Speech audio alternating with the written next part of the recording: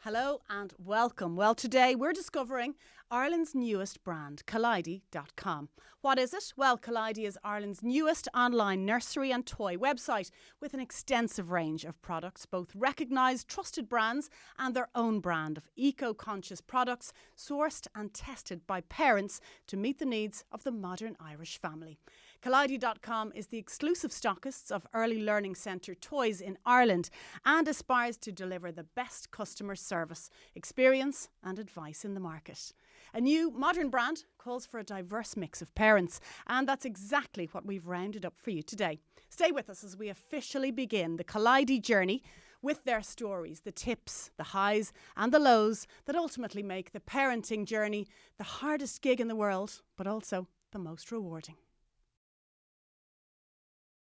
Well, our first guest is an expectant mum of two who recently thought that she was doing a small feature for the Herald and ended up as the lead story on the Irish Independent. Suzanne Kane is championing the mums who are currently campaigning against the maternity hospital COVID restrictions and has generated significant support. As you say, Suzanne, you're not a political person, okay? No. You're not a professional lobbyer of any kind.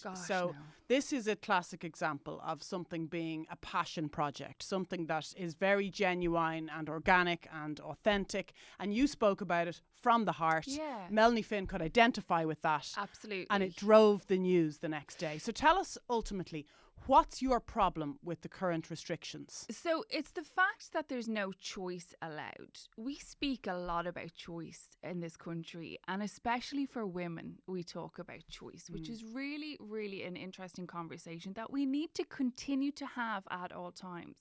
But as it stands at the moment, whoever your person is, and it's very important we say the word person, because if you are pregnant, it doesn't matter who is going to the hospital with you, they are your person, okay? Be it your husband, your partner, your wife, your girlfriend, your mom, whoever that is. Yeah. But at the moment, they are not. It is a blanket no across our maternity hospitals. They are not allowed to go in.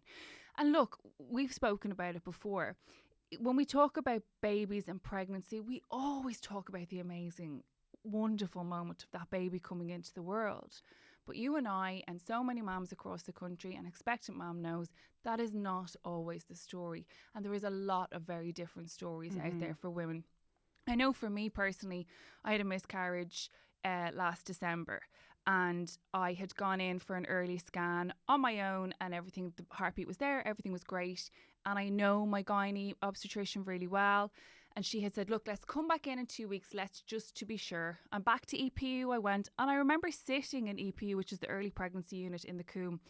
And they're so equipped, you know, they're so there to help because the news can be good and the news can be bad. But I had said to Joey, my husband, oh, I'm cool, I'll fly in because it's our third baby. Like, come on. I know, I'm an expert. You know, I've got this. And literally, as I sat on the seat, I just got this feeling, went, I've made a really bad decision here. I wish he was here. And Joey's like, I can jump in the car. And I went, no, it's fine. I'm going in. This will be fine. And I went in and I had my scan. So I should have been going into my 10th week. And when she scanned, I just saw Professor Angle or Dr. Angle's face. And she literally just went, oh, Suzanne. And I was like, what's the story? And she was like, I'm just not getting a heartbeat. And I was like, can you look again? Like, can you, and she was like, no, I know. And then so like that, she was like, I can see the trail. And I knew myself, I'd kind of started to bleed a tiny little bit and stuff. So I knew. So that was my news. I remember crossing the road to the Coombe going, how do I ring Joey and tell him that this isn't working, like that I've failed? You know, that I've failed us. This baby's not growing, like, and that there's no heartbeat. Of course you haven't. But I hadn't, but I had that because I got into the car and felt so alone. But the difference for me is that my husband works 7 minutes drive from the Coombe, and I drove straight to him and I went and sat with him. Whereas there are women now with no choice. Their husband, partner, person cannot be with them going into those early EPU units. There are women that have had IVF journeys. They have had miscarriage after miscarriage. They have children at home that maybe have a heart condition that they have to go and have an echo. And they have said to the hospital, please, can I bring? And they've said, no, No footfall. So we talk about the lovely times of those beautiful, and I got to experience mine on this baby that I went in, again on my own, but it's like, yeah, heartbeat is still there. Yeah, we're growing. Everything looks great. But for me, there's a woman going in by herself who's not having that experience. And that bothers me. It really, and people make comparisons all the time when we're in lockdown. It's like, well, you can go to the pub and you can do this, or you can do it. And I just haven't got to bite on that, because I'm like, I just feel that they're not in any way comparison at all, because everybody has their own battle in this, and everybody's upset about their livelihoods and their lives and what they're happening with. But I feel as women, we have got to this point where we have fought so hard for our voice. We're not looking for 27 visitors around a bed. You just want to be able to, for your anomaly scan, or if in your case there is something in your past history or something you're concerned about, that you have a choice to bring somebody with you. Yeah, as you say, you're not looking to bring in the whole family or a big absolutely, crew. It's and we just shouldn't. that other person. And by the way, for the most part, there's two people on this journey. Yes, exactly. Whoever that other person is to you. Yeah. And they deserve. It's very dismissive of that other person, isn't it? That they're not on this journey with you.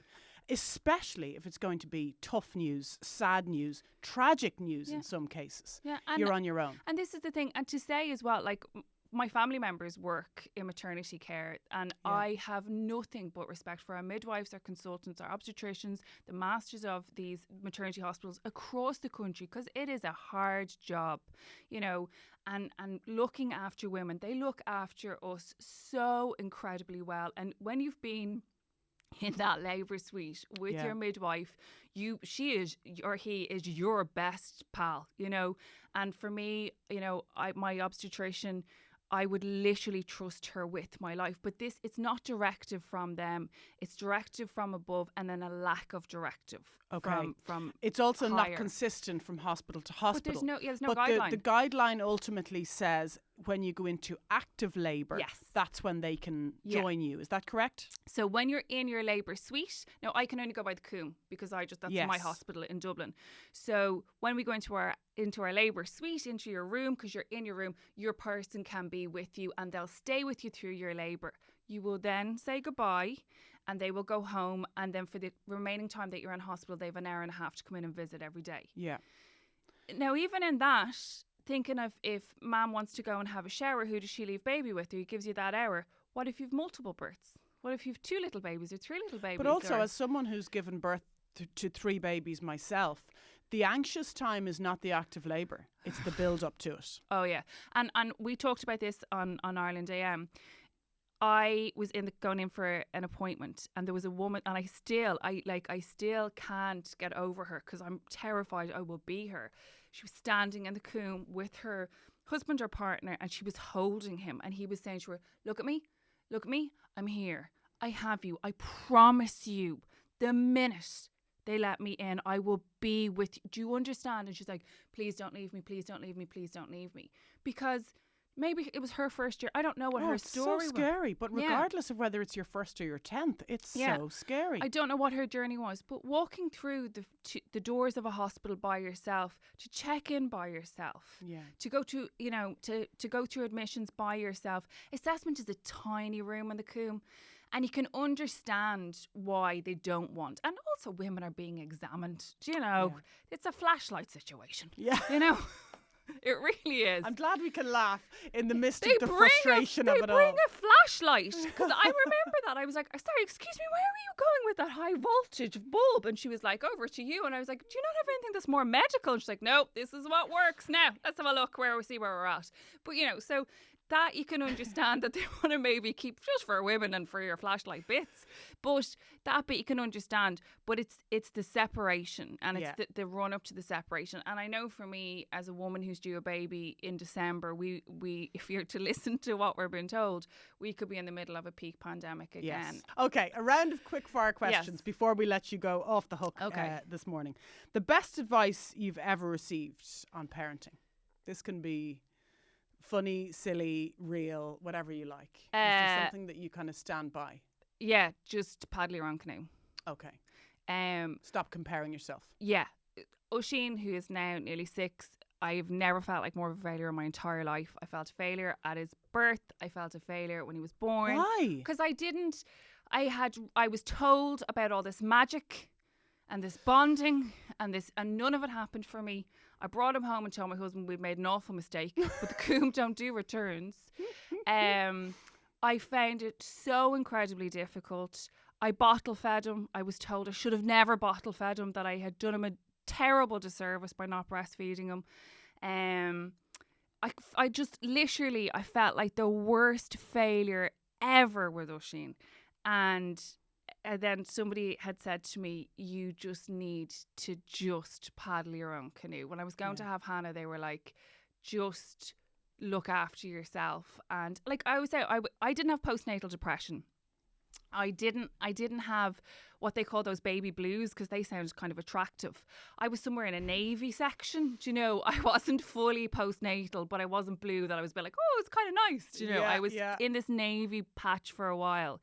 So when I got to Hannah, so for this baby, I'm genuinely super excited. You're enjoying it. I'm enjoying it, and I don't have that overwhelm. Like, who takes pleasure in telling women how horrific labour is? Oh, lots of people do. It's quite surprising. Can I appeal to you not to do that? Yeah, there's a message for viewers and listeners today. So just be confident in yourself. Yeah, like, stop comparing yourself. No, and you get them. Like, I remember somebody saying to me, welcome to being a mom. And I didn't get it. And then I went, oh, now I understand what you mean.